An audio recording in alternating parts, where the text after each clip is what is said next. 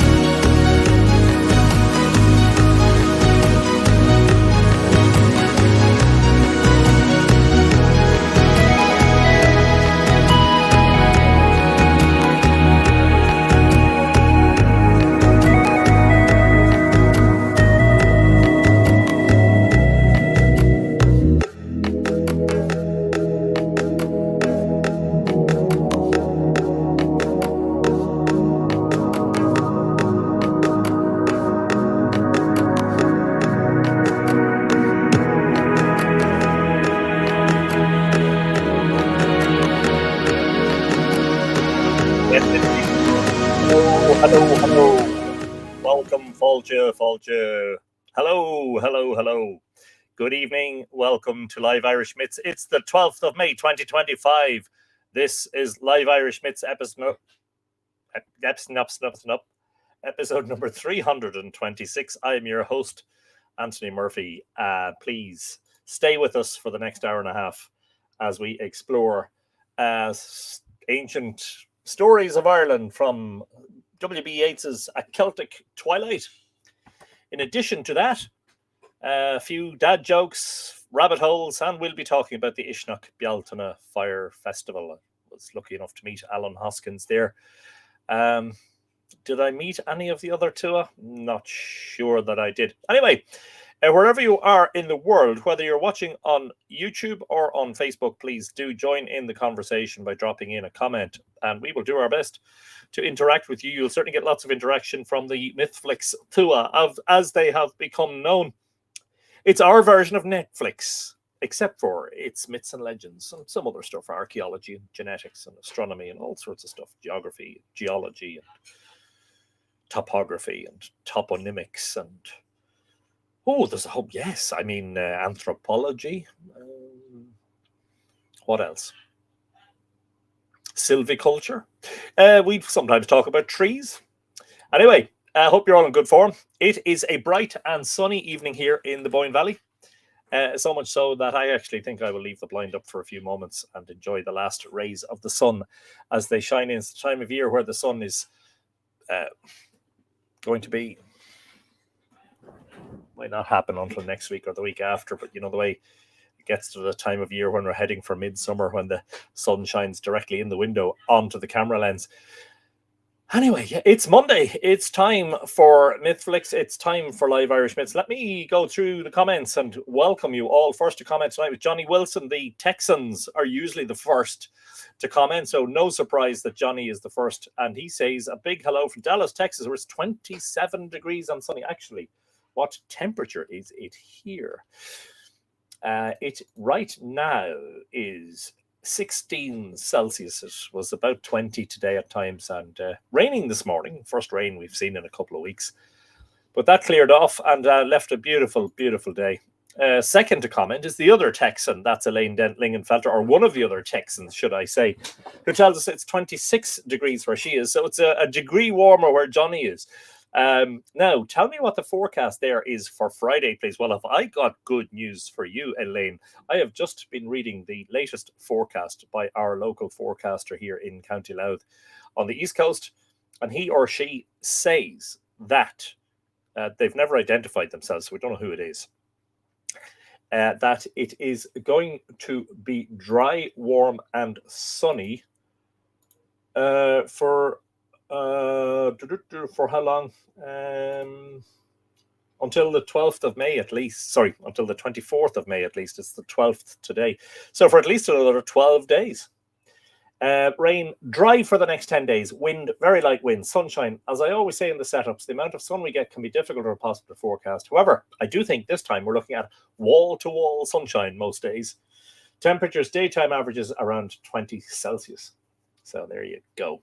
Hope that brightens your day as you begin, or you're well underway with the planning as you begin to prepare to come to the green and fair island of Ireland. Edina Sparks is in the house. Happy Monday to Anthony on the tour.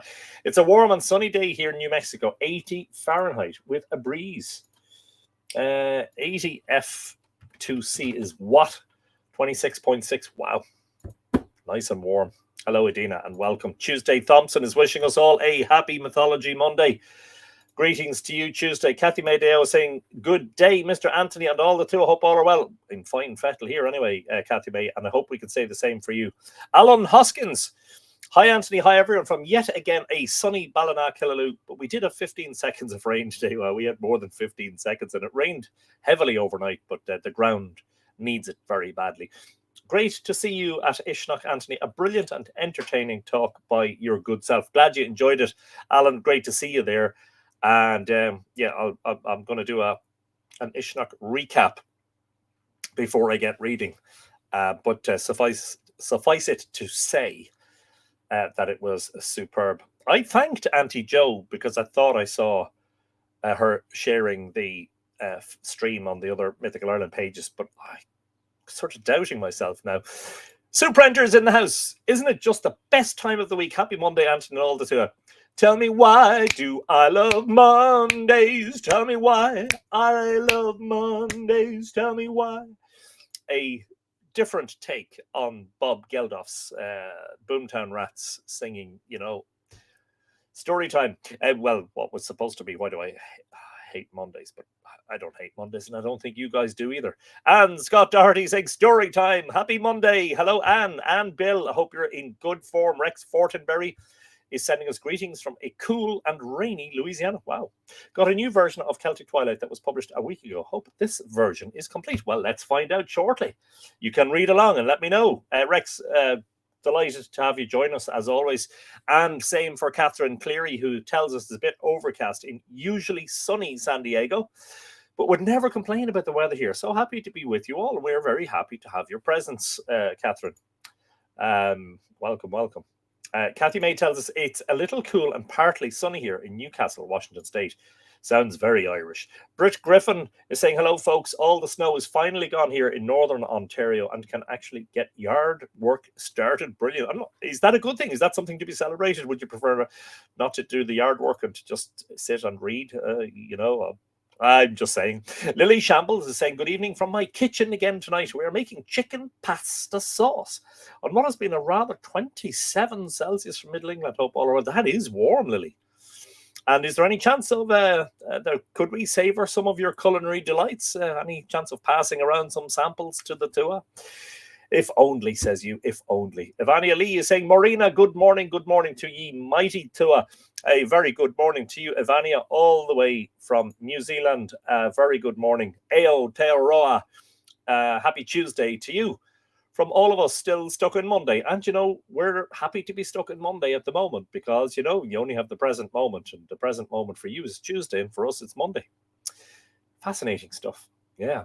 Anyway, a very good morning to you. And it's probably very early there, I imagine. Rocio Mariana Lopez is saying, hello from sunny Mexico, Puebla. I'm sending my greeting to all of you and a hug to all the moms because we celebrated Mother's Day on May the 10th. I just recently learned you celebrated that day on March because my friend told me when I greeted his mom. Yeah, seems to be held on different days around the world, but yes, indeed. Whoever happens to have celebrated on the 10th, which was the same day as the Uisneach Bealtaine Fire Festival, a very happy belated Mother's Day to you all. Brendan Byrne is saying, good evening from County Clare. County Clare? What? Not Wicklow. Wicklow. You might be interested to hear this, Brendan, but I've been tracking some thunderstorms in the Irish Sea, and there are two, or have been in the last hour, two fairly major thunderstorms between Wales and Ireland heading this way, heading westwards. One big cluster of lightning strikes halfway between Holyhead and Dublin. The other between, is that Pembroke Bay? What is the big bay off the west of Wales? If Movanwy is here, maybe she might tell us, heading to Wicklow. But they look like they're petering out as they head across. So there may not be thunder and lightning in your home patch in Glendalough this evening. Anyway, enjoy County Clare, whatever it is that brings you down there. Hope you catch up with some nice traditional music. Steve Martinson is saying it's 80 degrees in southern Wisconsin. Wow. Warm. Nice.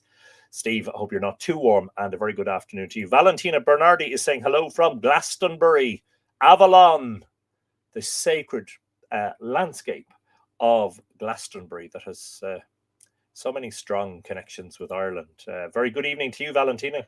Glad you could join us. Kieran Burns is saying good evening from Birmingham. A very good evening, Kieran. I hope you're in good form. Great to see you. Jim Passarotti says Texans don't use Celsius. Yes, but here in Ireland we do. So I always translate the Celsius to Fahrenheit and the Fahrenheit to Celsius so that everybody who's watching can understand in their own language what temperature it is. So there you go. And thanks for all the capital letters, by the way. I don't know if that's for emphasis, but I hope I've explained it. The reason I translate the temperatures Fahrenheit and Celsius is because not everybody uses Fahrenheit. And in Ireland, we read the temperature in Celsius. Richard Burgess is saying, beautiful day here in New York today. I'm watching on my laptop in the front yard. Very nice. Are you sipping a beer, Richard? Sounds lovely. Yeah, spread the joy. Auntie Joe is here from Colorado, where it's a warm spring day. Hope the mighty Tua is in fine fettle. Well, I can't speak for all of them, but certainly so far, everybody seems to be in good form. Desiree Riley is with us. Hello to all the Tua from Grand Junction, Colorado. It's a warm, windy day, 86 degrees Fahrenheit or 29.4 degrees Celsius. See, there you go. We get the degrees for the American viewers and for those of us who use Celsius. Brilliant. Thank you, Desiree. Wonderful to see you, as always. Elaine Dent-Lingenfelter saying, thanks for that great weather. Hope we can get together because I had a request from Barbara and Auntie Joe to give you a hug from them. Oh, which I would gladly receive. So do get in touch. I think you have my number. Don't know if you use WhatsApp. That's probably the best way to contact me. But you can send me an email because I get those notifications on my phone as well. And we'll try to hook up while you're here. Teresa Collins is saying, hi, Anthony and all the Tua. Hello from a dry, cloudy Killarney town where it's 12. Cloudy? No way. No, I refuse to believe it. Where it's 12. Very mild. 12. That doesn't sound that mild. But anyway, I'm delighted to catch the show live this week. I'm looking forward to this Mythology Monday. Brilliant stuff, Teresa.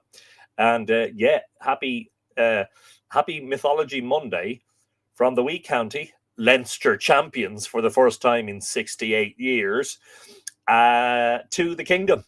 And I think you're the Munster champions, if I'm not mistaken. So I suspect we might be, well, there's a possibility we might be meeting in the later stages of the All-Ireland GAA competition. There you go. It's a warm day here. Glad you were having a nice cool day, says Desiree. Miriam Nichira is saying, hello. I haven't caught it live in so long. It's nice. It's nice. It's in the evening now. I've really been missing it. Pardon me. Well, Miriam, it's always a joy to welcome you. And as I said on your comment on one of my posts about Uisneach, we missed you. We didn't see you there because you weren't there. But hopefully we'll see you next year, and welcome back. And yeah, tune in every week. You're always welcome. Pull up a chair and make yourself at home. Barbara Murphy says, hello, Mr. Jackalope and the rest of the two. Temps back to seasonal normal in Tucson, Arizona. Currently 96 Fahrenheit, 35.5 Celsius. Wow. Remember to check first. Sigh. And it's just noon. Wow, that is hot. Yeah, that's kind of for us Irish, us fair-skinned Irish, that'd be too hot now, to be honest. And because of the weather in Ireland, because it doesn't get very hot, virtually nobody has air conditioning in their homes. So Heather Marie Leaning is saying, evening, Tua, Anthony and Tom King. It's been warm and sunny here in Lincolnshire, England. Yeah, so I'm hearing. Quite a nice day over there too. Spread the joy, spread the sunshine. There, speak of the devil, and he shall arrive on your doorstep. There is the Bealtaine King on Goa. Hello there, Anthony and the Mighty Tua. A fantastic day at the Boyne Valley. Feet up and a nippy sweetie in hand, enjoying the setting sun. An incredible weekend. Lovely to meet the Tua at Uisneach. Enjoy story time. Yeah, what a great day. And yeah, you're in your element, Tom. But sure, what's new, you know? And a brilliant, brilliant, festive celebrator day, meeting lots of lovely people. Alan has to leave for a while. We'll catch up later. Nuisance out to get the messages. As someone once famously said, I'll be back. Enjoy it, everyone. Right, we'll see you after you go to Aldi or Tesco or wherever it is, Alan. We'll see you back there. Was Stanley Kubrick Irish? Asks Jim Passarotri. Not as far as I know. I can't honestly answer that, but with a surname like that, I suspect not. Not sure what the real meaning of the question is, if there is an alternative meaning. Lily Shambles, me Irish roots show when I cook. Maternal nana. I cook enough for a week. Well, come here, listen. Do you know what? Bag some of it up. Put it in boxes. I put it into freezer boxes and send it around the world. I'm joking, of course. Yes. That's not even remotely possible. But if we're ever passing, you know, if we're in your part of the world, you know, send us the old invitation. We'll be there, and we'll gladly chomp on your culinary wares and see what they're like. Sarah J. Keys Lyon says Texans don't. It's true, yes. But I'm kind of beginning to wonder, do Texans actually need a temperature gauge? Like, isn't it always just hot? You know, it's like, what temperatures in Texas today? What does it matter? It's hot. You know, does it ever get cold in Texas? Like, seriously cold? Do you ever see snow and ice? You probably do in the wintertime anyway. Yes, indeed. Anyway, it's all good fun. It's all good fun. Paul Allburl is in the house. Hello, Anthony. Good to see you today. Are you still, Paul, on the Gulf Coast of Texas, isn't it? Is that, am I right in saying that's where you used to say hello from? Great to see you again, by the way. Absolutely a pleasure. And we're welcoming a couple of old names and faces into the library this evening, which is brilliant. Congrats to the wee county. Yes, indeed. I'm just saying, right? But the last time Louth won the Leinster final in 1957, they went on to win the All-Ireland. Just saying, right? Watch out, you know. Porrick Nolan. Amazing what you can randomly come across on YouTube. Greetings from Selbridge. Must catch up on the airwaves soon. And that is Echo India 2 Lima Hotel. Hello, Porrick. Yeah, randomly. It is fascinating, isn't it? Yeah. So those of you who don't know, a lot of you do know that I'm a licensed radio amateur with the call sign Echo India 2 Kilo Charlie, EI2KC. Myself and Porrick semi-regularly chat on the airwaves on VHF. And when he says 7-3, that's goodbye. Are you heading off already, Porrick? Yes, indeed. You've just reminded me. I must key up EI2T or tomorrow morning doing the school run. See if we can get a chat. But you probably won't be on the M50 car park tomorrow morning. Eros Salvatore. What a beautiful name. Is here from the misty Salish. Is it Salish Sea or Salish in Washington State? I'd love to hear more about the High Man. Wow, brilliant stuff. Well, I did an episode about the High Man. In fact, I've probably done more than one. So don't forget, now, that's not to say I won't do more, but don't forget that if you're on the Mythical Ireland YouTube channel, first and foremost, do subscribe and click the notifications bell so that you get notified of new live streams and video uploads. So if you search the Mythical Ireland YouTube channel for the High Man, you'll get a number of videos, including a live stream that we've done. But anyway, Eros, welcome, because I'm not sure that we've seen you here before. You're very welcome to Live Irishman. It's a great pleasure to welcome you on board. And yeah, we certainly will be talking about the High Man. Probably not tonight, but at some point, you know. Margaret Hughes is saying, good evening all. It's 19 degrees in Birmingham tonight. Nice sunny day. My air conditioning is leaving the back door open. If it works, you know, and it'll cool down as the evening goes on, you know, brilliant. It feels seriously cold, says Sarah, when it is below 30 Fahrenheit. It's the wind.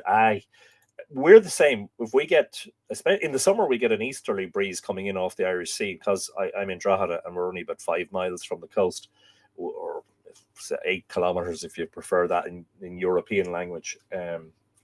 It can feel several degrees. It is several degrees cooler than it is further inland. What is 30 Fahrenheit in Celsius? That is, oh yeah, -1. Yeah. Oh, okay, fair enough. Yeah, we would call that cold. Yeah, definitely. But thank you for the information. I'm on the Gulf Coast of Alabama. Ah, yes, so glad to be getting notifications again. Brilliant stuff, Paul. We're so glad to have you back. And don't forget that Facebook is notoriously unreliable, but YouTube is more reliable. If you subscribe and ring the notifications bell, you should get notified every time. But anyway, we are overjoyed that you're here.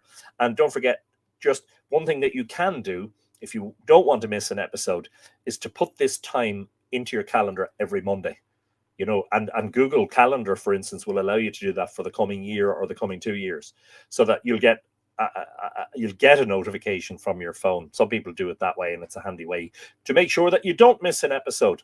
I'm looking both Facebook and YouTube to increase the algorithm. Rossio, thank you. Yes, you've got the right idea. Mariana Dunn is saying Banachty all from Alexandria. For those of you who don't know, Banachty is an Irish word. So in Ireland, while most people speak English as their first language, we do have our own language. It's called Gaeilge, Irish, not Gaelic, Gaeilge. And Banachty means blessings. Had trouble loading my Facebook live stream, YouTube working, and Facebook working now. You've just proven my point about the unreliability of Facebook, by the way. But good afternoon to you, Mariana. Lovely to see you, as always. Great to welcome you. John Main is back. All hail the main man. John, what a pleasure. Hello. Well, hello there from a cool and wet San Francisco. That sounds very Irish, except for we've been enduring quite a nice spell of warm, sunny, dry weather. John, it's a real pleasure to have you back. Mentioned you last week or the week before. I mentioned that you had been through some health difficulties and you were recovering, and that you were hoping to be back soon. And there was loads of people saying, send him my best wishes, and we can't wait to see him again. So brilliant. It seems to be one of those evenings. We've got loads of people. We've got several people who we haven't seen in ages. Paul Alburl is here as well, and Miriam Nichira is here, and I'm not sure if there are one or two others. So, John. Big warm welcome to you. And Nora Gaffney. This is it's going to be one of those evenings. Nora Gaffney O'Connor, who is one of the regulars, but we haven't seen in a while because life is busy for her. And she says, GAE of Golair, God be with all of you. King, Queen, and Wilshire, how are you all? It's been ages. Life just got in the way. See, that's what happens. So lovely to see the Uisneach feeds. Didn't get there this year. I hope your talk went well. Delighted to see Mr. Clancy in the Uisneach video. Loved his tours. A great way to start the day in Uisneach. Well, brilliant stuff, Nora. A very happy belated Bealtaine to you. And we're just thrilled that you're here, because you've joined a number of people who used to watch regularly who suddenly have made a reappearance, and that's really wonderful. John Main is one of those, and Miriam and Paul Alburl, which is brilliant. I put it into the calendar the moment you told me, when on No Name Trivia. Brilliant stuff, Sarah. Never miss an episode. Google Calendar rules my life. I'm terribly forgetful about things, so I literally have to put everything into my calendar so I don't forget. Teresa Collins says, speaking of increasing the algorithm, if we all press like on YouTube, it helps the channel too. Yes, indeed. Thank you very much, Teresa. Yes. It's 12 Celsius here, says John. No way. If you're going to San Francisco, make sure to bring an umbrella and an extra coat. And speaking of people who haven't been here in a while, Vicky Wallace-Southall is here. I'm telling you, it's just one of those evenings. We've got a whole lot of people who, for one reason or another, haven't been here in a while, coming back to say hello. Well, Vicky, it's such a pleasure. And hello to Evan and Chile, if they're watching as well. A big friendly wave from Ireland, from the sunny Boyne Valley to you. Brilliant to see you. Really great. Could spend the rest of the episode just talking about people and not, and not even bothering with the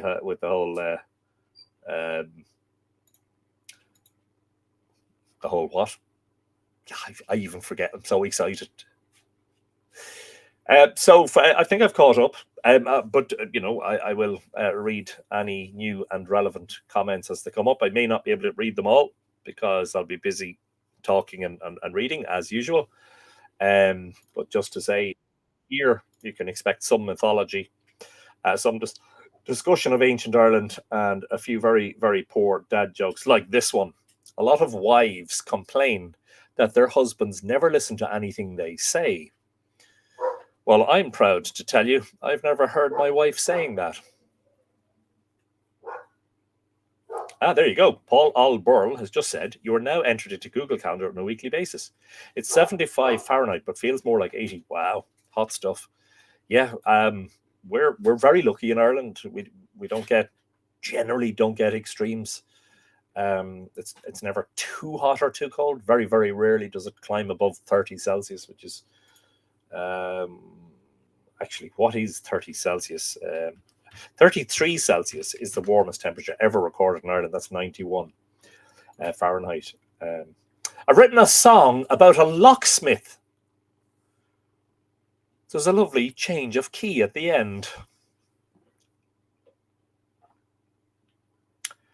Yeah, and already we've got lovely warm welcomes for Vicky and Evan and Chili and Paul and Miriam and I hate that when you try to list off people and then the worst thing you can do is leave somebody out, which I hate doing because I forget.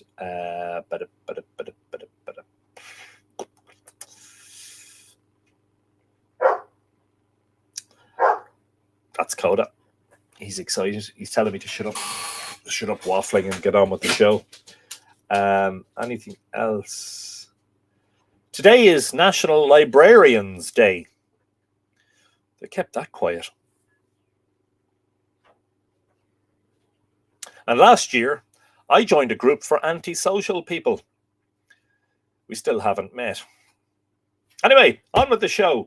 First of all, a recap of Saturday. So Saturday, Deborah Gilbert is saying greetings from Connecticut. Hello, Deborah. A very good afternoon to you.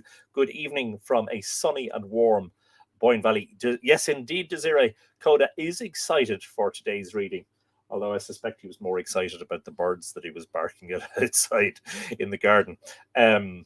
Yes, so the annual Bealtaine Fire Festival at the Hill of Uisneach in the centre of Ireland in County Westmeath has become a must-do in the Mythical Ireland calendar. I am very glad to have been invited back to speak at the Heritage Tent this year, and I gave a talk about ancient or prehistoric astronomy in Ireland. Glad to report I was one of a number of speakers. If I try to name them all, I hope I don't forget anyone. Ruth, is it Illingworth, was first on. Then David Halpin of Circle Stories, if you want to give him a follow on Facebook. He writes lots of interesting insights into Irish mythology and ancient sites. Then we had the pleasure and honour of listening to Dr. Jenny Butler. And that was the first time I met her in person. And then myself, and then finishing with Simon Chute of Monumental Ireland. And I'm glad to report that the tent was packed, standing room only, for the talk about prehistoric astronomy. But more than that, I kind of wanted to say,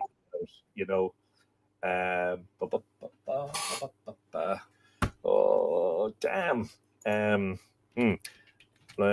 So apparently there are some really nice clouds right now. So I'm being told I may have to get up from the desk for a minute or two to go and look at these. Oh, nice. Wow.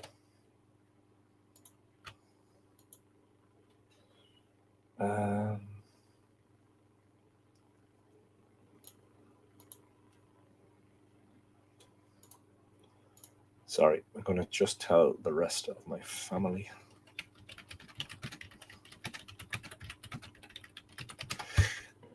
Yeah.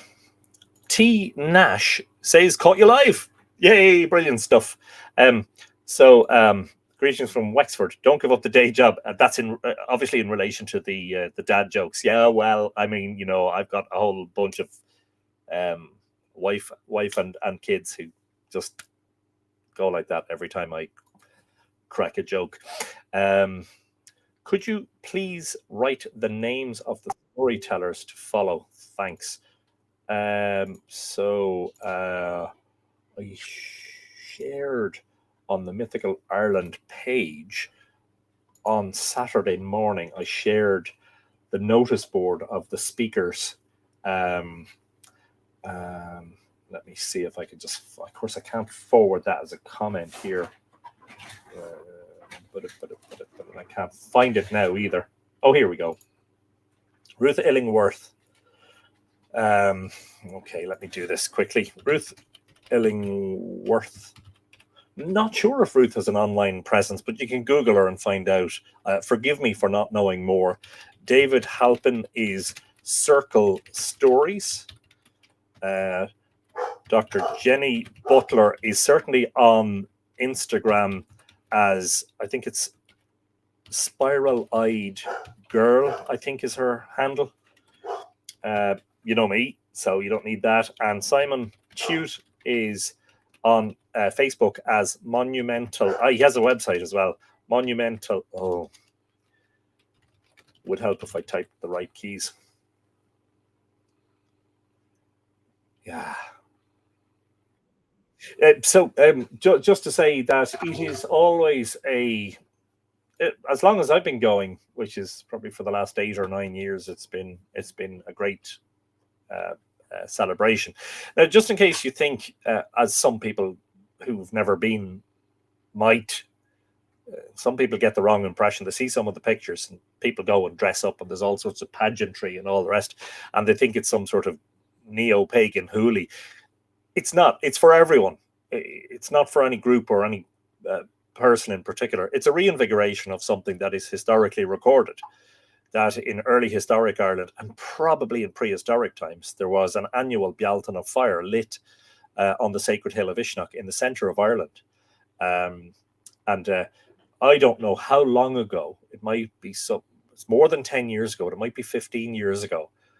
The present day owners of the hill, David and Angela Clark, decided to, why don't we hold a Bealtaine Fire? Why don't we reinvigorate the whole thing? And the festival has grown as a result. And the main event is the lighting of the fire at sunset or after sunset. But there's so much else to it. There's craft and art displays. There are vendors selling food. There's kiddies activities. There's face painting. There's music and dance. It's just, the whole thing is just a great celebration, and not just a celebration of a Bealtaine and a celebration of Uisneach. It's bigger than that. It's a celebration of ancient Ireland, and it's a celebration of the light that Ireland, I like to think, brings out into the world. It wasn't held, of course, during the pandemic years. I think 2020 and 2021, there was no get together, as it were, but they did live stream. Yeah, sky has gone a really peculiar color here too. They did live stream in 2020 at Bealtaine, and they lit a fire. There was just 2 or 3 of them socially distanced on the top of the hill, and I think the live stream was watched by something like 1.5 million people. It was amazing. But anyway, I went there on Saturday, arrived at about 2:30, and spent a lot of time in the company of Tom King on Gowa, and I'm sure we had a great crack. And he was just entertaining all and sundry who were coming along, and doing some forging live demonstrations, and also a lot of photographs with his furs and his deer skulls and his various beautiful creations. Anyway, I think it was, I keep saying it was my best Uisneach ever, because I just met so many nice people. And I just had so many wonderful, reaffirming conversations. lots and lots of people. And the weather brought out the best because it was a lovely sunny day, and of course it had been dry and sunny for about 2 weeks, meaning the ground was dry. Because some years at Uisneach the ground is wet and it gets mucky, and it's harder for people to find somewhere to sit down, and the atmosphere is just not quite the same. So met a huge number of people. Can't believe it. Just conversation after. I couldn't walk 10 feet at Uisneach on Saturday, except for somebody was stopping me, either people I knew or people I'd never met before. And the people I'd never met before were pretty much all saying the same thing, which was just delightful, which was, we've read a book, or we've seen your live streams, or, we know about your website, and just, delighted to see the work that Mythical Ireland does, which was, as I say, very reaffirming. Yeah, and slightly different format this year. I think the fire was lit a bit earlier, but that's to suit the many people there who would have been bringing kids with them. There's a lot of families go to Uisneach, and at a certain point in time in the evening, younger children especially get tired and hungry and cold. So the earlier fire seemed to have suited a lot of people, which was great. I made my annual pilgrimage down to Isle na Mirren, the Stone of Divisions, after about 20 minutes or half an hour after the fire had been lit, and was delighted to find there were very few people down there. So I enjoyed a bit of quiet time down there and took some nice photographs. And if you want to see one of those, you see this ticker that's crossing the screen, especially for the newcomers. It's a great way of supporting Mythical Ireland, just to become a patron, but become a patron at one of the paying levels, Stone Age or Bronze Age or above, to get access to photographs and articles and podcasts and videos and news updates and all sorts of stuff that I don't generally share on social media, or certainly a lot of it is patron first and then at some point later shared on social media. It's a great way to support Mythical Ireland and get something in return for it. Anyway, if I met you at Uisneach, it was a pleasure. It was just, as I say, and the time flew. It went really, really, really quickly. I was there for 10 hours, or about 10 hours, I think, and it felt like 2 or 3 hours. It was just magnificent. Everybody was in good form. I'd say the weather helps a lot with that. Anyway, if you're looking to go there, the tickets for the Fire Festival usually go on sale around, if I'm not mistaken, around Samhain, so around Halloween, like early November, I think. Don't hold me to that now, but you're best advised to get your tickets as early as possible to avoid disappointment, because a lot of people tend to look for tickets coming up in the days leading up to the event and end up disappointed. Anyway, let us resume. I'm just looking out. That sky is really just... I think there's going to be some... There's almost certainly going to be a fairly dramatic red sky. What time are we on? It's 20:37, so the sunset is about 9:15 p.m. So, oh wow. Just got sent some pictures by my daughter of the clouds. Yeah, wow. I can't share those with you, unfortunately, so I better get on with the reading. So we're continuing to read this evening from W.B. Yeats's The Celtic Twilight, and we're about halfway through now. And it's a collection of short stories, but they're not, just to reiterate, and we've said this on the first episode that we started reading this, and a couple of times since, that these are not short stories as in fictional creations by Yeats. There are stories that he was told by people that he encountered during his lifetime, ordinary Irish people, about all sorts of mythical and mystical and sometimes strange episodes involving the um, the the uh, the figures of folk belief and myth and legend and all of that. So I hope you enjoy it. Rex, I think, has a new copy, a printed copy. That's what my version of it looks like. If you're interested in getting your own copy, it's a small book, so it shouldn't cost you much. And as I was saying before, first published in 1893. This version first published in 1990, and this reprint is from 1999. Wow, which is interesting because that's the year that I began in earnest my researches into Ireland's ancient astronomers with Richard Moore, and Mythical Ireland came into being a year later. I'm going to be terribly distracted because the cloud formations out there and the colors in that sky, they really so a lot of dark grey clouds have rolled in from the sea, and they're now being lit up by the low sun in the west.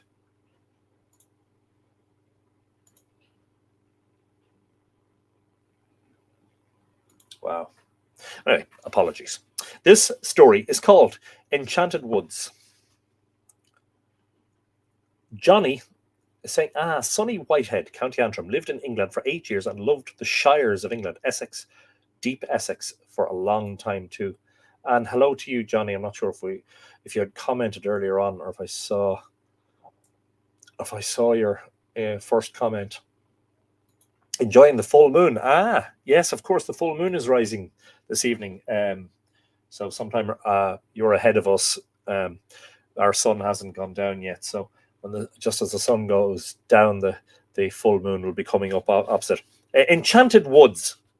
Last summer, whenever I had finished my day's work, I used to go wandering in certain roomy woods, and there I would often meet an old countryman and talk to him about his work and about the woods. And once or twice a friend came with me to whom he would open his heart more readily than to me. He had spent all his life lopping away the wych elm and the hazel and the privet and the hornbeam from the paths, and had thought much about the natural and supernatural creatures of the wood. He has heard the hedgehog, Grania Og he calls him, grunting like a Christian, and is certain that he steals apples by rolling about under an apple tree until there is an apple sticking to every quill. He is certain too that the cats, of whom there are many in the woods, have a language of their own, some kind of old Irish. He says cats were serpents, and they were made into cats at the time of some great change in the world. That is why they are hard to kill, and why it is dangerous to meddle with them. If you annoy a cat, it might claw or bite you in a way that would put poison in you, and that would be the serpent's tooth. Unquote.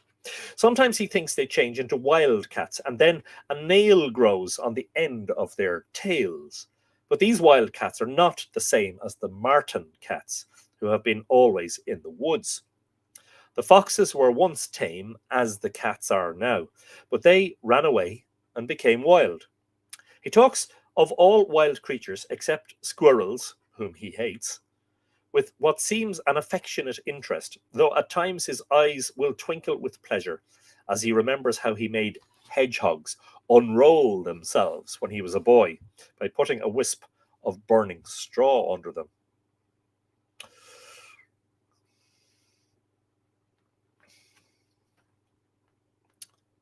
I am not certain that he distinguishes between the natural and supernatural very clearly. He told me the other day that foxes and cats like, above all, to be in the forths and lisses after nightfall. And he will certainly pass from some story about a fox to a story about a spirit with less change of voice than when he is going to speak about a marten cat, a rare beast nowadays. Many years ago, he used to work in the garden, and once they put him to sleep in a garden house where there was a loft full of apples, and all night he could hear people rattling plates and knives and forks over his head in the loft. Once, at any rate, he has seen an unearthly sight in the woods. He says, quote, "One time I was out cutting timber over in Inchy, and about 8 o'clock one morning when I got there, I saw a girl picking nuts, with her hair hanging down over her shoulders, brown hair, and she had a good, clean face, and she was tall, and nothing on her head, and her dress no way gaudy, but simple. And when she felt me coming, she gathered herself up and was gone as if the earth had swallowed her up. And I followed her and looked for her, but I never could see her again. From that day to this, never again." Unquote.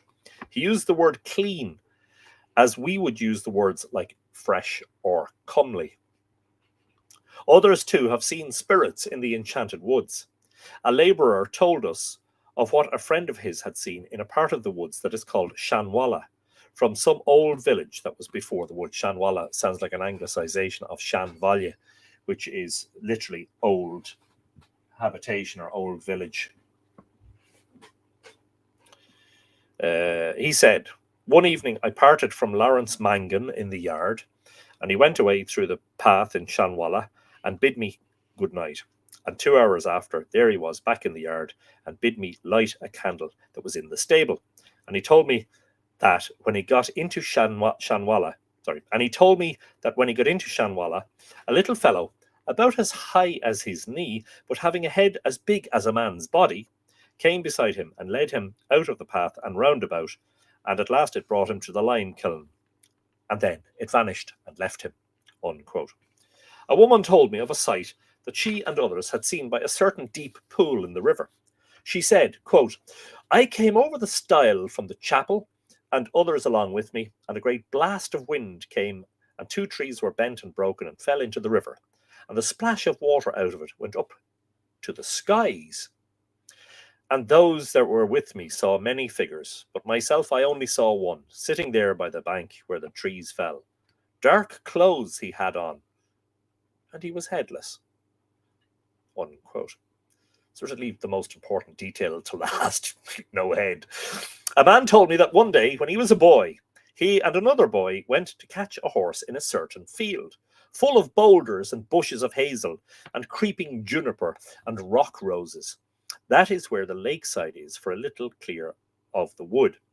He said to the boy that was with him, 'I bet a button that if I fling a pebble onto that bush, it will stay on it,' meaning that the bush was so matted the pebble would not be able to go through it. So he took up a pebble of cow dung, and as soon as it hit the bush, there came out of it the most beautiful music that ever was heard." Unquote. They ran away, and when they had gone about 200 yards, they looked back and saw a woman dressed in white walking round and round the bush. Quote, "First it had the form of a woman, then of a man, and it was going round the bush." Unquote. I have to leave the desk for 1 minute. I just need to grab the camera phone even and take a picture, which if it's any good, I'll share on the Mythical Ireland community. But just give me a moment because I have to go out and have a look at these clouds.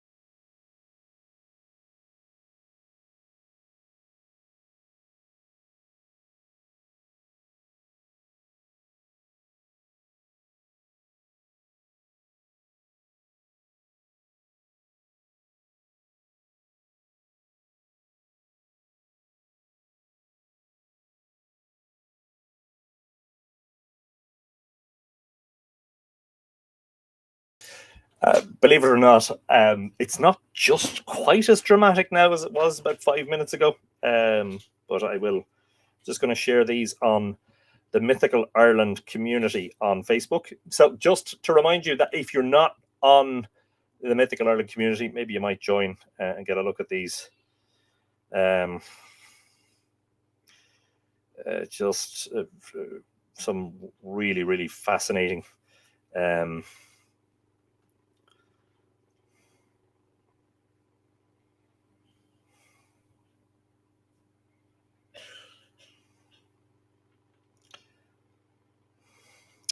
So that's something that I'm not sure that we've never done it before, but it's certainly something very rare is for me to share photographs that I took during the live stream. I took them during the live stream, and I'm sharing them during the live stream. Mad stuff, eh? So there, you can have a look if you're on, as I say, if you're on the Mythical Ireland community, go over there and have a look. Anyway, let's go talk amongst yourselves. Yeah. Samantha Healy is in the house. Hello, Samantha. Thank you for joining us. I hope Anthony gets some good shots, as Mariana. Rex is saying, jokes, anyone? Yeah. Go on, start sharing some proper jokes, not ones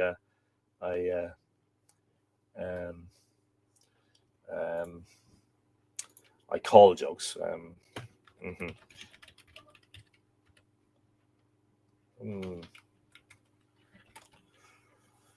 Yeah.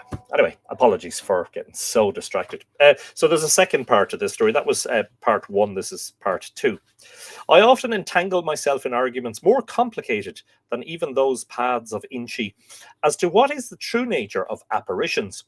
But at other times, I say as Socrates said when they told him a learned opinion about a nymph of the Ilissus, quote, the common opinion for me, unquote. And I think there are some reactions coming into the clouds photographs already. Yes, indeed there are. Yeah. Rossio and Joe straight away. Look at those clouds. They're kind of really something, aren't they? Yeah. Yeah, and as I speak, that golden light from the sun is fading and the clouds are just turning dark.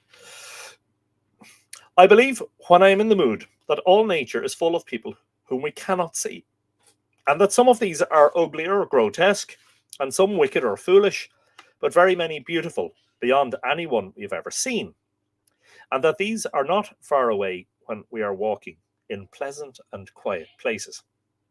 Oh, so these are Yeats's words. He's expressing his own belief based on the common opinion, what he has heard from the peasantry and his own experiences. Even when I was a boy, I could never walk in a wood without feeling that at any moment I might find before me somebody or something I had long looked for without knowing what I looked for. And now I will at times explore every little nook of some poor coppice without almost anxious footsteps. Sorry, with almost anxious footsteps. So deep a hold has this imagination upon me. You two meet with a like imagination, doubtless, somewhere, wherever your ruling stars will have it. Saturn driving you to the woods, or the moon, it may be, to the edges of the sea. I will not of a certainty believe that there is nothing in the sunset, where our forefathers imagined the dead following their shepherd, the sun, or nothing but some vague presence as little moving as nothing. If beauty is not a gateway out of the net we were taken in at our birth, it will not long be beauty, and we will find it better to sit at home by the fire and fatten a lazy body, or to run hither and thither in some foolish sport, than to look at the finest show that light and shadow ever made among green leaves. I say to myself, when I am well out of that thicket of argument, that they are surely there, the divine people, for only we who have neither simplicity nor wisdom have denied them. And the simple of all times, and the wise men of ancient times have seen them and even spoken to them. They live out their passionate lives not far off, as I think, and we shall be among them when we die, if we but keep our natures simple and passionate. May it not even be that death shall unite us all to romance, and that someday we shall fight dragons among blue hills, or come to that whereof all romance is but, quote, foreshadowings mingled with the images of man's misdeeds in greater days than these, unquote, as the old men thought in the earthly paradise when they were in good spirits. And that was written in 1902. And a lot of you popping over to have a look at the clouds on the Mythical Ireland community. Brilliant. And Auntie Joe, if you were there you might please, because I know you're brilliant at it, you might keep an eye on the new membership requests, because some people who are watching the live stream may not be on the Mythical Ireland community. Why didn't I just share them on the main page? Oh, Anthony. Yeah, share to a page. I can do that on Mythical Ireland, can't I?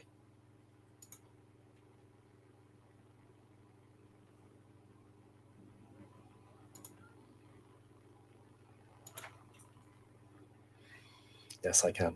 I just shared it onto the main Mythical Ireland page. This short chapter is called Miraculous Creatures. Are you all in good form?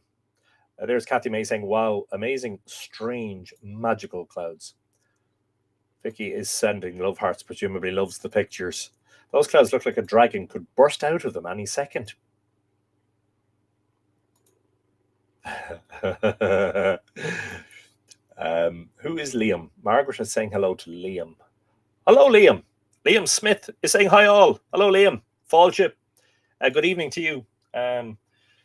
I was boasting here just a short time ago about how warm and sunny it was in the Boyne Valley. And all of a sudden, I did say there were thunderstorms out in the Irish Sea, but dark clouds have rolled in, and the sky has gone from being completely blue and full of sunshine to suddenly being quite dark. Dark. Double apologies. I sincerely apologize. It turns out that the video has started.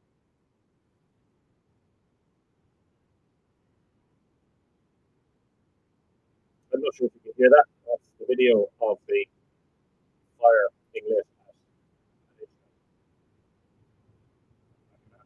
Down Facebook altogether, just because that's very annoying. I don't know how that happened, but apologies. That's my fault. Anyway, yes, I'll stop getting distracted now. I've been thoroughly distracted now for the last few minutes. This is called Miraculous Creatures. There are marten cats, Marten, marten cats. I wonder if that's the same thing as a pine marten, you know? Yeah, the sound is really garbled. That's because there was a video playing, so apologies. I think it should be okay now.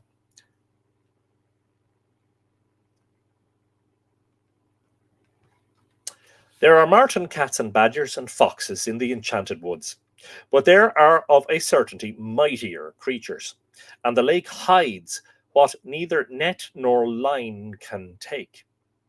These creatures are of the race of the white stag that flits in and out of the tales of Arthur, and of the evil pig that slew Diarmid where Ben Bulben mixes with the sea wind. They are the wizard creatures of hope and fear. They are of them that fly and of them that follow among the thickets that are about the gates of death. A man I know remembers that his father was one night in the woods of Inchy, quote, where the lads of Gort used to be stealing rods. He was sitting by the wall, and the dog beside him, and he heard something coming running down from Owbawn Weir, and he could see nothing. But the sound of its feet on the ground was like the sound of the feet of a deer. And when it passed him, the dog got between him and the wall and scratched it as if it was afraid.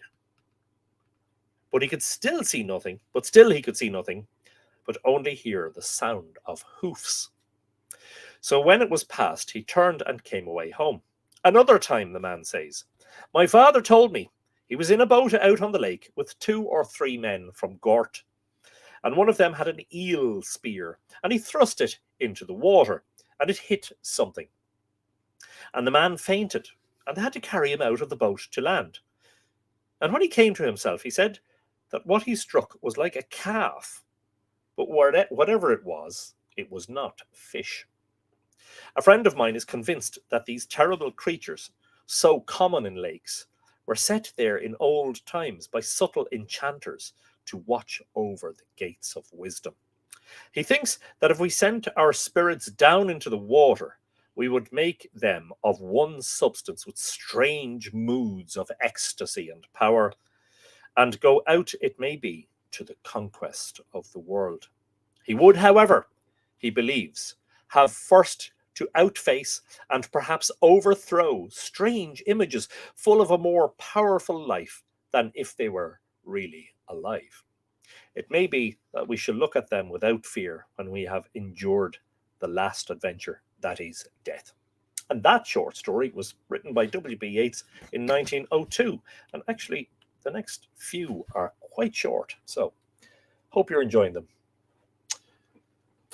Myfanwy has joined us. Myfanwy, the big bay that stretches most of the coast of the west of Wales. What's it called? Just talking earlier about the thunderstorms that have been making their way across the Irish Sea during the evening from Wales across towards Ireland. And we've just had some big dark clouds roll in and be lit up by the setting sun. And it's quite dramatic sky here. But I thought I knew the name of it, and I thought I may even have mentioned it, but now I forget. Anyway, a very, very good evening to you. And thank you for joining us. Could now just get online. That's Lexi Erickson. Hello, Lexi. Better late than never, as we say, and presumably technical issues, but it's brilliant. Facebook problems. Computers were down in our whole area. I see. Okay. So a wider problem, not just something to do with you. Is the sound okay again? This is called Aristotle of the Books.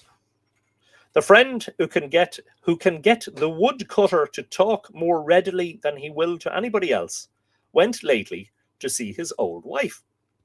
She lives in a cottage not far from the edge of the woods and is as full of old talk as her husband. This time she began to talk of Gawain or Gubon, the legendary mason, and his wisdom. And of course, that was a later sort of medieval reincarnation or version of An Gawa, who was the Tuatha Danann Smith, after whom Tom takes his name, our good Smith. Sounds good now. Brilliant stuff. Thank you, folks. This time she began to talk of Gubon or Gawain, the legendary mason, and his wisdom, but said presently, quote, Aristotle of the books, too, was very wise, and he had a great deal of experience. But did not the bees get the better of him in the end? He wanted to know how they packed the comb, and he wasted the better part of a fortnight watching them, and he could not see them doing it.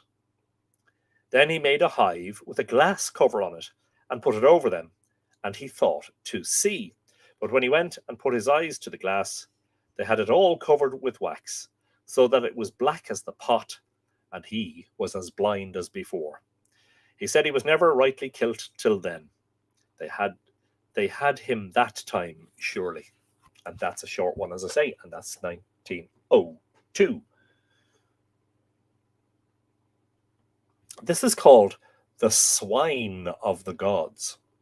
A few years ago, a friend of mine told me of something that happened to him when he was a young man and out drilling with some Connacht Fenians. They were but a carful and drove along a hillside until they came to a quiet place. Of course, when he's saying here a carful, he's not talking about a motor car, because this is before motor cars were around. He's talking about a carriage, as in one that's being hauled by horses. Cardigan Bay, yes, that's the one, Myfanwy. Thank you for reminding me. Cardigan Bay, yes, indeed. All I have to think about is an item of clothing that one would wear when the cold sea breeze comes in off the Irish Sea from Wales. See what I did there? Clever. Yeah, Anthony, right. They left the car and went further up the hill with their rifles and drilled for a while. As they were coming out, I presume they were in training for potential battles with the English colonizers. As they were coming down again, they saw a very thin, long-legged pig of the old Irish sort, and the pig began to follow them. One of them cried out as a joke that it was a fairy pig, and they all began to run to keep up the joke. The pig ran too, and presently, how nobody knew, this mock terror became a real terror, and they ran as for their lives. When they got to the car, they made the horse gallop as fast as possible, but the pig still followed. Then one of them put up his rifle to fire, but when he looked along the barrel, he could see nothing. Presently they turned a corner and came to a village. They told the people of the village what had happened, and the people of the village took pitchforks and spades and the like, and went along the road with them to drive the pig away. When they turned the corner, they could not find anything. And again, that's another 1902 tale. And remember, the original was published in did I say 1893? So there were obviously there was a later edition with additions. Rothio says, pigs scare me too. I like a bit of bacon. Veronica Smith is in the house. Hello, Veronica. Welcome to the live stream. You're very welcome. That's a marvellous reason to be absent, says Sarah. Brilliant. Amazing how people meet. Sarah and I were joint guests on the No Name Trivia show last week, and now she's watching Live Irish Bits. Brilliant stuff. I love it. Sorry, I won't be with you tonight. Playing in a session in Gurteen, says Monica Regley. Well, come here. It's brilliant that you're able to at least open the phone and send us the message. Enjoy the session. Brilliant. Yeah. Good. This one is called A Voice. One day, I was walking over a bit of marshy ground close to Inchy Wood when I felt all of a sudden, and only for a second, an emotion which I said to myself was the root of Christian mysticism. There had swept over me a sense of weakness, of dependence on a great personal being, somewhere far off, yet near at hand. Excuse me. While I sip on some 7-Up. Disguised as Guinness. No thought of mine had prepared me for this emotion, for I had been preoccupied with Angus and Edain, that's Angus and Edain of the mythology of the Boyne Valley, and with Manannán, son of the sea, all of the two other Danann. That night, I awoke lying upon my back and hearing a voice speaking above me and saying, quote, no human soul is like any other human soul, and therefore the love of God for any human soul is infinite. For no other soul can satisfy the same need in God, unquote. Excuse me. A few nights after this, I awoke to see the loveliest people I have ever seen. A young man and a young girl dressed in olive green raiment, cut like old Greek raiment, were standing at my bedside. I looked at the girl and noticed that her dress was gathered about her neck into a kind of chain, or perhaps into some kind of stiff embroidery which represented ivy leaves. But what filled me with wonder was the miraculous mildness of her face. There are no such faces now. It was beautiful, as few faces are beautiful, but it had neither, one would think, the light that is in desire or in hope or in fear or in speculation. It was peaceful, like the faces of animals or like mountain pools at evening. So peaceful that it was a little sad. I thought for a moment that she might be the beloved of Angus. But how could that hunted, alluring, happy, immortal wretch have a face like this? Doubtless she was from among the children of the moon, but who among them I shall never know. 1902. So that is Yeats recalling one of his own personal experiences. So this story is 4 pages. So I think we'll make this, or is it? Maybe it's more. 5, 5.5. Sure, look, we'll press on. But this will be the last one. Because it'll probably take about 10 or 15 minutes. And this is called Kidnappers.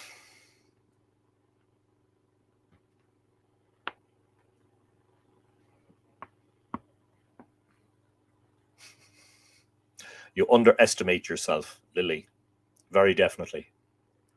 A little north of the town of Sligo, on the southern side of Ben Bulben, some hundreds of feet above the plain, is a small white square in the limestone.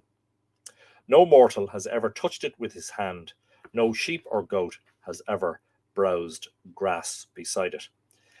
By the way, my attention was first drawn to this feature on the side of Ben Bulben by the great wood carver and storyteller in the centre of Sligo town, Michael Quirk. And if you've ever had a chance to visit Sligo and his shop is open and he's in there, go in and see him. He is an absolute treasure and a mine of information about myths and legends, and particularly those relating to Sligo, but a vast knowledge about Irish myth, legend and folklore, and a lovely man to boot, and a very, very, very talented wood carver. There's a long interview with him available only for patrons, by the way. That was made a couple of years ago. If you sign up to Patreon and become a patron at the Bronze Age level or above, not only will you be treated to all the new posts that come your way, but once you sign up now, you have access to all the historical posts, and that is one of them. And it's an hour, might be an hour and 15 minutes long. A wonderful conversation that I enjoyed with Michael Quirk in Sligo a few years back. No mortal has ever touched it with his hand. No sheep or goat has ever browsed grass beside it. There is no more inaccessible place upon the earth, and few more encircled by awe to the deep considering. It is the door of fairyland. In the middle of night, it swings open, and the unearthly troop rushes out. All night, the gay rabble sweep to and fro across the land, invisible to all, unless perhaps where in some more than commonly gentle place, Drumcliff or Drumahair, the night-capped heads of fairy doctors may be thrust from their doors to see what mischief the gentry are doing.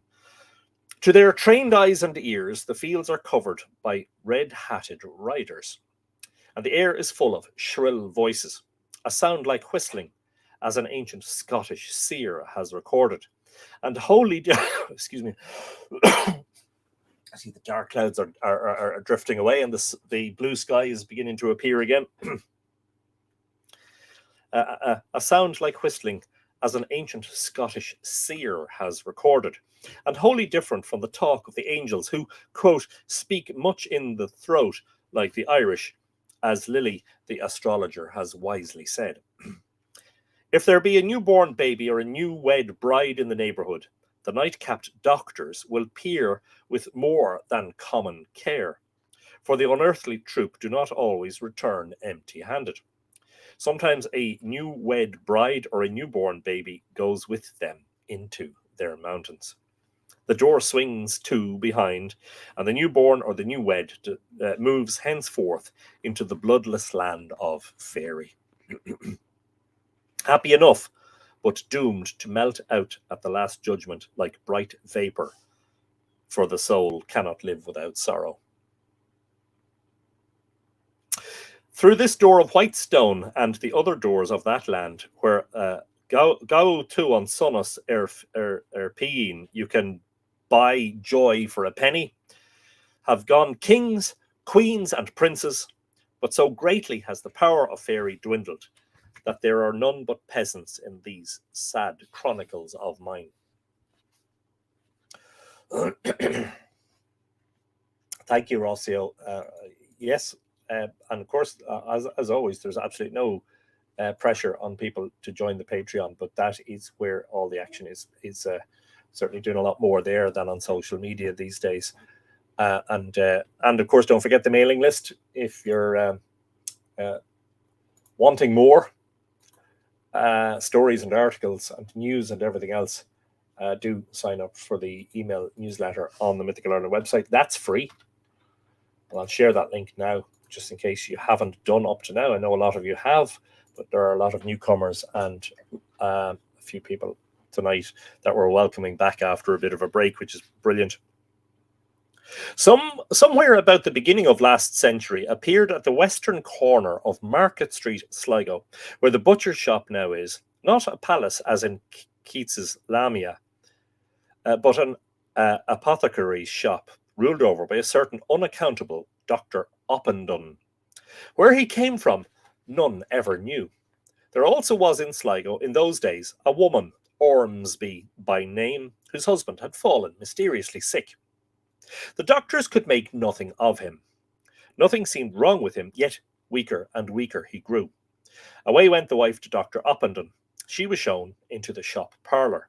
A black cat was sitting straight up before the fire. She had just time to see that the sideboard was covered with fruit, and to say to herself, quote, "Fruit must be wholesome when the doctor has so much," unquote, before Dr. Oppendon came in. He was dressed in all in black, the same as the cat. I'm sure the cat's dress was its own fur. But anyway, there you go. And his wife walked behind him dressed in black likewise. She gave him a guinea and got a little bottle in return. Sorry. She gave him a guinea. She gave him a guinea and got a little bottle in return. Yes, it happens. Live television. That's where the screw-ups happen. Her husband recovered that time. Meanwhile, the Black Doctor cured many people. But one day a rich patient died, and cat, wife, and doctor all vanished the night after. In a year, the man Ormsby fell sick once more. Now he was a good-looking man, and his wife felt sure the gentry were coveting him. The gentry, by the way, is another name for the fairy folk. She went and called on the fairy doctor at Cairnsfoot. As soon as he heard her tale, he went behind the back door and began muttering, making spells. Her husband got well this time also, but after a while he sickened again, the fatal third time, and away she went once more to Cairnsfoot, and out went the fairy doctor behind his back door and began muttering, but soon he came in and told her it was no use, her husband would die. And sure enough, the man died, and ever after, when she spoke of him, Mrs. Ormsby shook her head, saying she knew well where he was, and it wasn't in heaven or hell or purgatory either. She probably believed that a log of wood was left behind in his place, but so bewitched that it seemed the dead body of her husband. She is dead now herself, but many still living remember her. She was, I believe, for a time, a servant or else a kind of pensioner of some relations of my own. Sometimes those who are carried off are allowed after many years, 7 usually, a final glimpse of their friends. Many years ago, a woman vanished suddenly from a Sligo garden where she was walking with her husband. When her son, who was then a baby, had grown up, he received word in some way, not handed down, that his mother was glamoured by fairies and imprisoned for a time in a house in Glasgow, and longing to see him. Glasgow in those days of sailing ships seemed to the peasant mind almost over the edge of the known world, yet he, being a dutiful son, started away. For a long time he walked the streets of Glasgow. At last, down in a cellar, he saw his mother working. She was happy, she said, and had the best of good eating, and would he not eat? And therewith laid all kinds of food on the table. But he, knowing well that she was trying to cast on him the glamour by giving him fairy food, that she might keep him with her, refused, and came home to his people in Sligo. Paul Campbell has joined us after the Galway Astronomy Club meeting. Hello, Paul, and good evening. Thank you for joining us on this lovely, lovely evening. Some 5 miles southward of Sligo is a gloomy and tree-bordered pond, a great gathering place of waterfowl, called, because of its form, the Heart Lake. It is haunted by stranger things than heron, snipe, or wild duck. Out of this lake, as from the white square stone in Ben Bulben, issues an unearthly troop. Once men begin to drain it, suddenly one of them raised a... Once men began to drain it, suddenly one of them raised a cry that he saw his house in flames. They turned round, and every man there saw his own cottage burning. They hurried home to find it was but fairy glamour. To this hour, On the border of the lake is shown a half-dug trench, the signet of their impiety. A little way from this lake I heard a beautiful and mournful history of fairy kidnapping. I heard it from a little old woman in a white cap, who sings to herself in the Gaelic and moves from one foot to the other as though she remembered the dancing of her youth. Hello, Lynn. And Michael Trott has joined us from New Zealand. Good morning, Michael. A very, very good Tuesday morning to you from us here in Monday evening. I'm wondering, that Heart Lake sounds like one that we saw from the Kesh Corran Caves, the caves of Kesh, last, I think it was November, when I participated in the Sligo Field School conference up in Sligo. Just wondering now, I'm sorry, I'm getting distracted. How dare you get distracted? No, that's not the one we saw, because it's not 5 miles south of Sligo. It's a lot further south than that. Kesh. So that must be another one. But it was interesting, because there were some interesting lakes out there with some sort of myths and legends attached to them.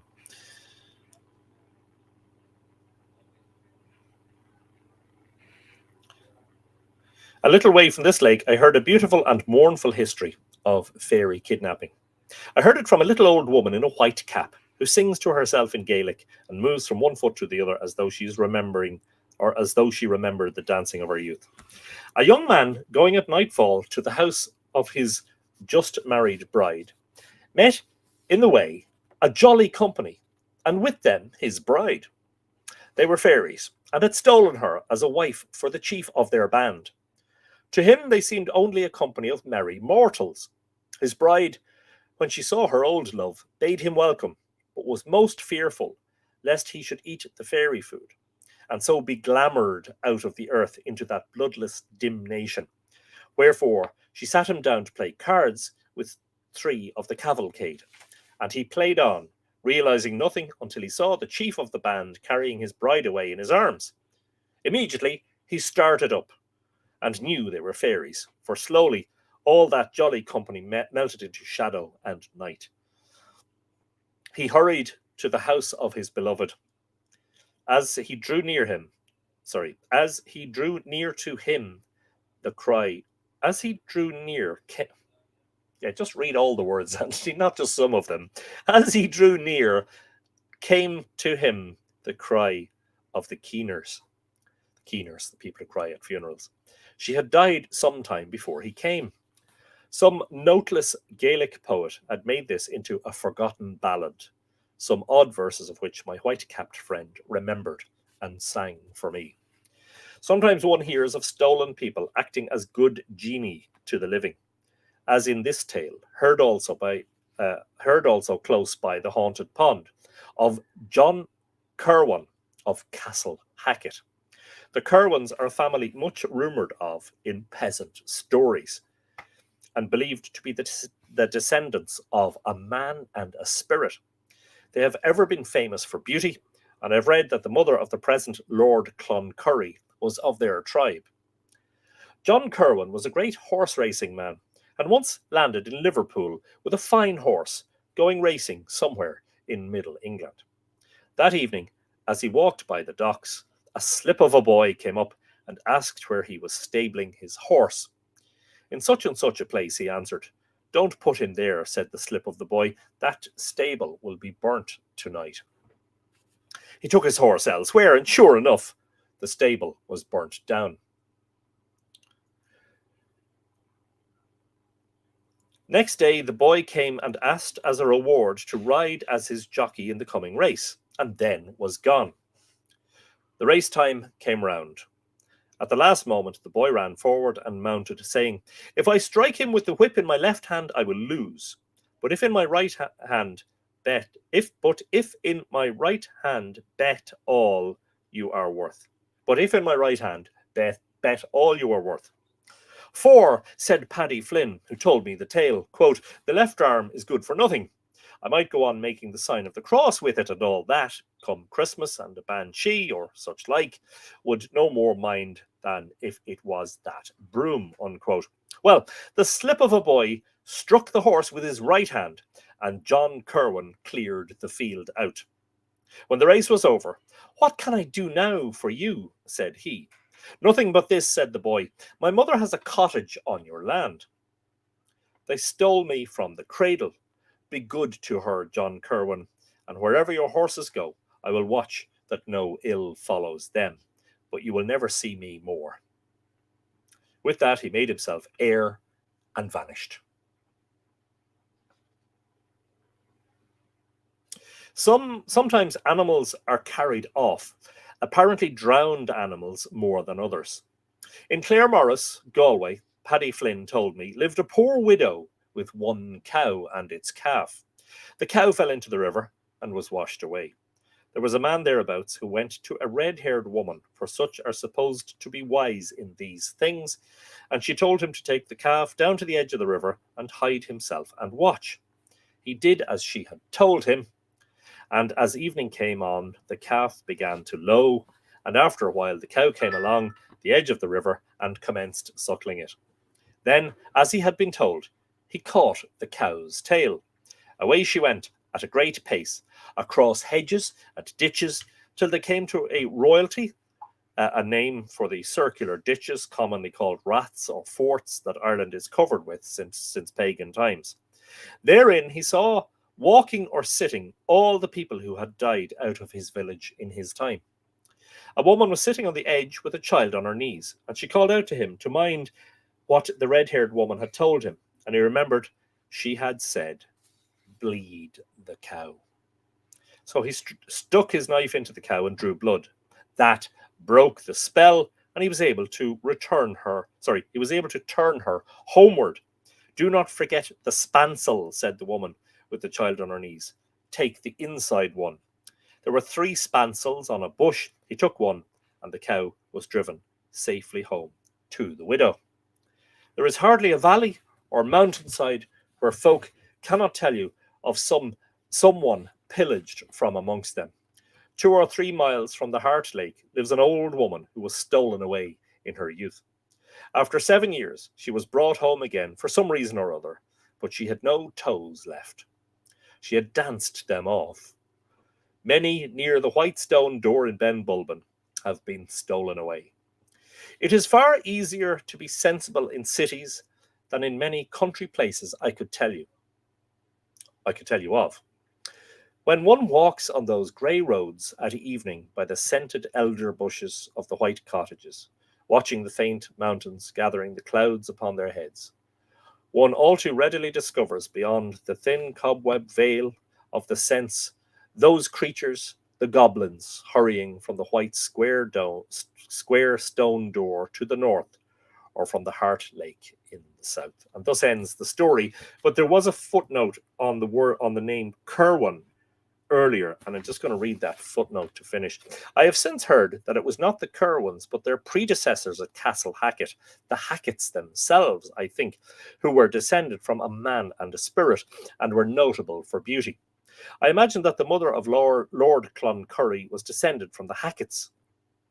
It may well be that all through these stories, the name Kerwin has taken the place of the older name. Legend mixes everything together in her cauldron. Wow, brilliant. That's a great expression, isn't it? Legend mixes everything together in her cauldron. Wow. Yeah, I like that. Lexi is still having technical trouble, so is saying see you all next week. Well, no problem, Lexi. Sorry about that, and hopefully it'll be resolved by the time we have our next episode. I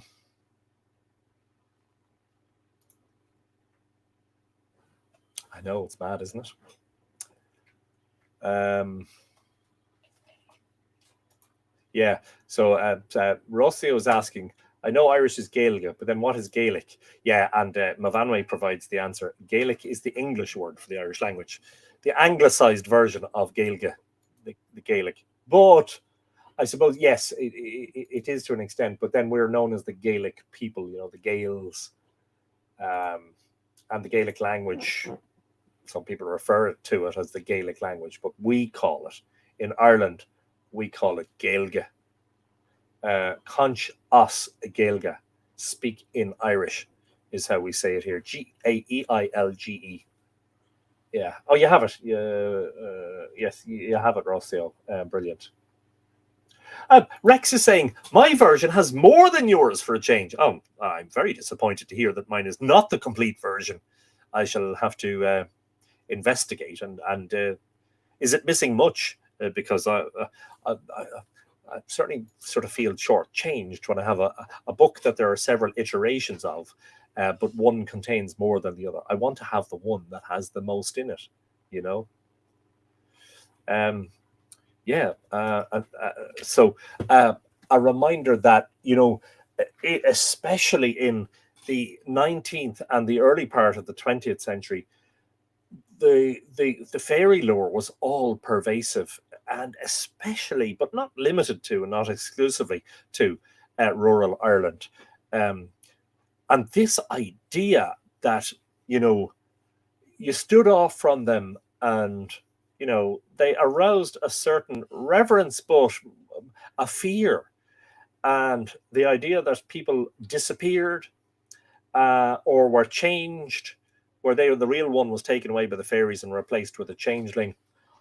And sometimes, too, the stepping on a stray sod or going into a field and literally not being able to find your way out again. And it is said that, when somebody was building a house in old Ireland, they would be very careful to consult the, I suppose you would call them a form of dowsers, but they would be very careful to consult with those who knew the fairy paths, because you did not want to build your house on a fairy path and block them, because they'll still come through your house anyway and cause mayhem, People attributed a great deal of inexplicable happenings to the good folk or the gentry or the Dinama. They come under so many different names and terms. But the White Door of Ben Bulben, and I've never written about it, so consider that as something that absolutely will have to go on my list of things to do. The Fairy Door, or the White Door of Ben Bulben.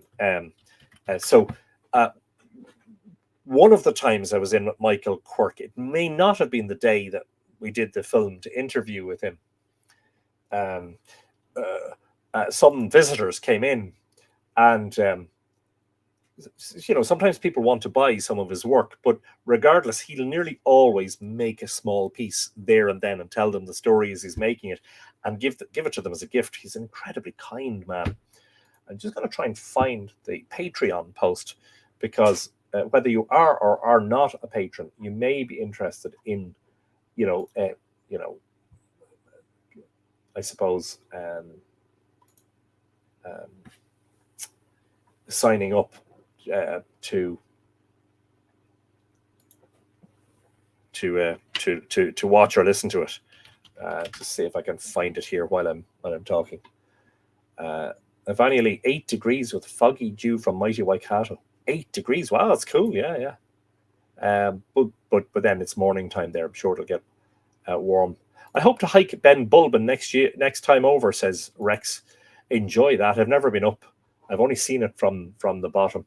Here we go. Sligo woodcarver Michael Quirk, full-length film. Actually, do you know what? I'm going to, so rather than having to sign up as a patron, because some people, just can't afford it, and that's fine. I can sell access to the post, so you just pay a one-off, a one-off fee. Okay,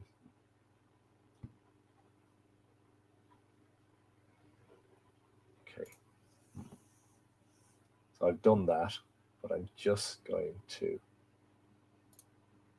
How do I share the actual post? Here we go. Share on Facebook. How can I just copy the post link? There we go. So I'm just going to share that now. So if you want to go straight to the Michael Quirk interview on Patreon, you don't have to become a patron now to view it. You can just pay a one-off access fee. I would obviously much prefer if you became a paying patron, because that is what helps to make everything happen with Mythical Ireland. Lane Detlingenfelder saying, I'll be watching next week from just outside Dunshaughlin in County Meath. Brilliant stuff, Elaine. Can't wait to see you if that opportunity arises.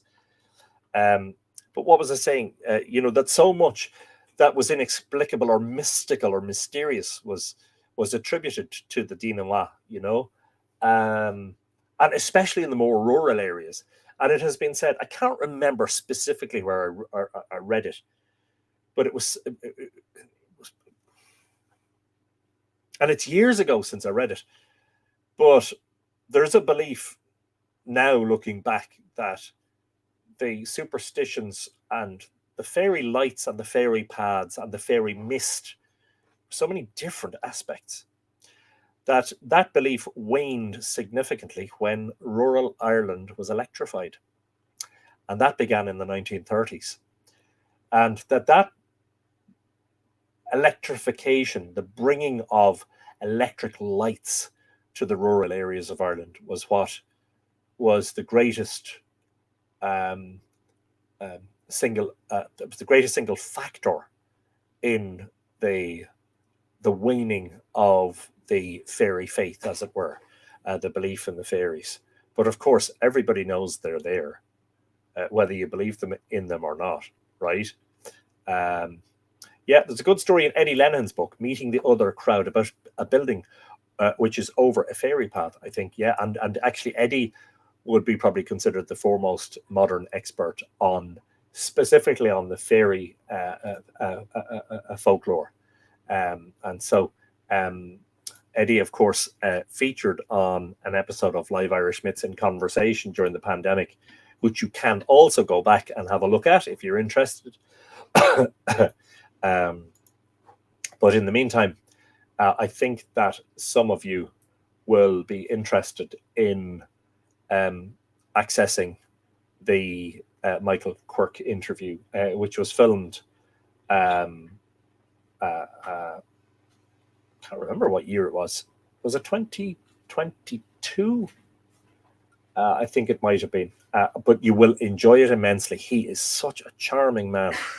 I've rarely come across somebody, and very genuine, not pretentious in any way, and not la-di-da, no ego that I could detect in any way. Very friendly and welcoming, and a very talented wood carver. And if you're lucky enough to have one of his pieces, they're mostly inspired by Irish myths and legends. And he's an encyclopedia of myth and legend. And he first got into myth and legend. He tells me in the film that he first became interested in the classical myths.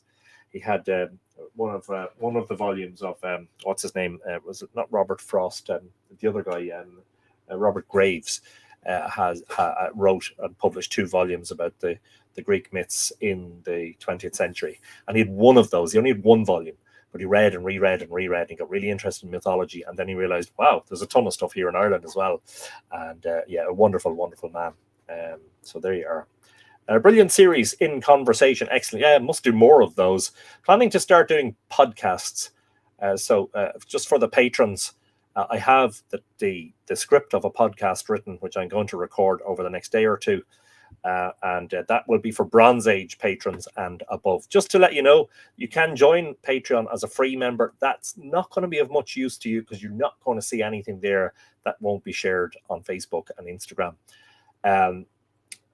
The minimum pledge is $1 a month, but really it's a $5 a month is where, a lot of pictures and articles are shared. And then the Bronze Age patrons are $10 a month, and they're getting, in addition to that, access to the draft text of my next book, which I've been sharing with them over the last while. Anyway, took lots of questions that episode. Yeah, well, I like questions,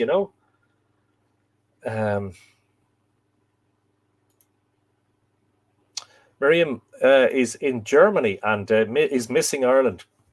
Can't blame you. It is, a truly wonderful part of the world, Thank you, Lily. Glad you enjoyed it. Now go take your bins out. Yes, it's the green bin and the brown bin tonight. Spancel, yeah. Isn't a spancel used for tying? It's like it's used for hobbling or restraining a cow so that it can't run away, I think is what it is. Yeah, spancel. Spancel. Yeah. Just making sure I'm not missing any important questions or comments. Is Ben Bulben or Queen Maeve? No, Queen Maeve is supposed to be buried in Queen Maeve's cairn at the top of Knocknarea, which is sort of looking across over Sligo town from Ben Bulben, or probably about 10 or 15 miles apart. Let me just quickly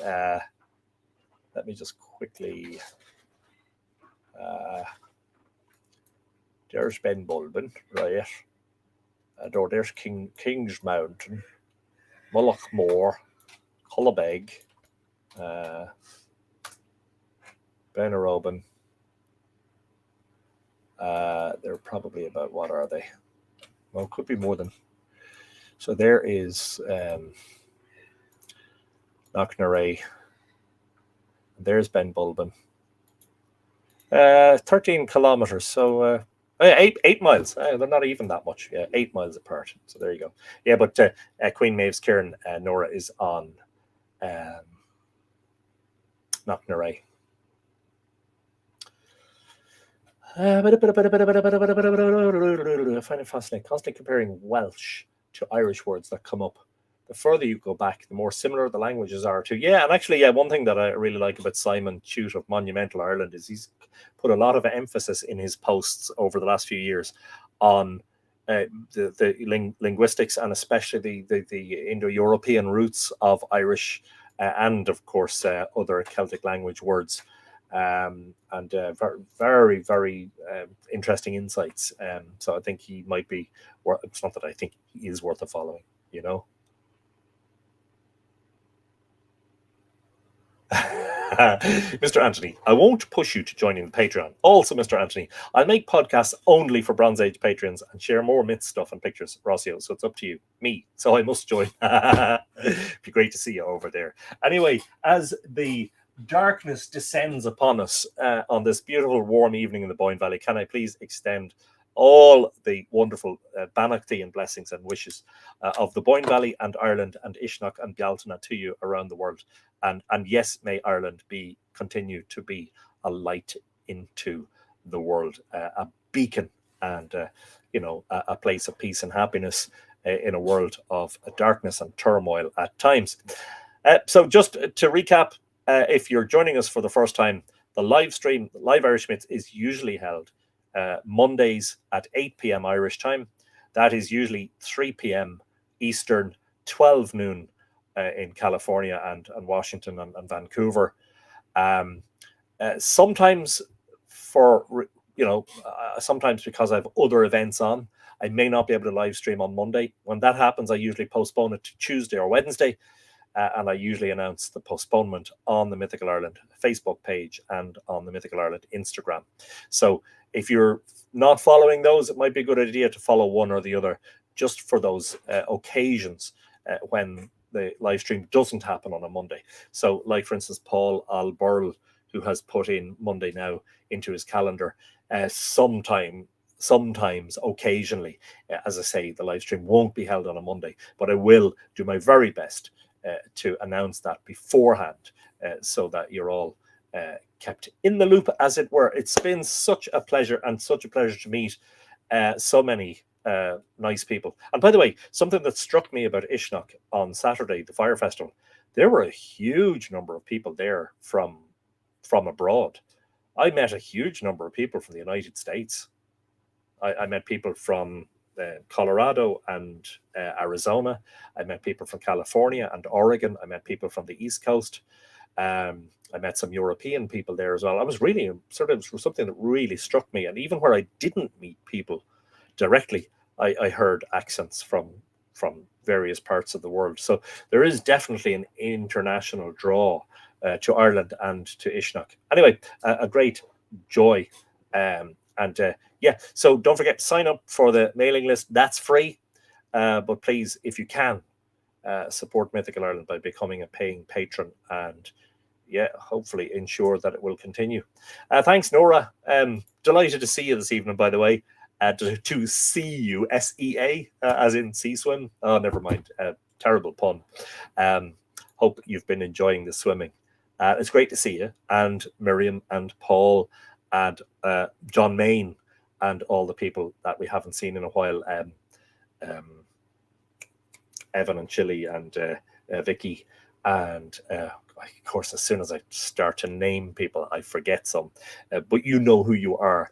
And to all the newcomers as well, we've had several new people here tonight. It's brilliant, and please do come back again next week. And of course, give us a follow, give us a like, give us a share, and do what you can to spread the word. In the meantime, all that remains for me to say, as I always do at this time, is Ichawa, Colusov, Slán go fóil, agus tó go bogé. Good night, sound sleep, bye for now, and most importantly, tó go bogé, take it easy.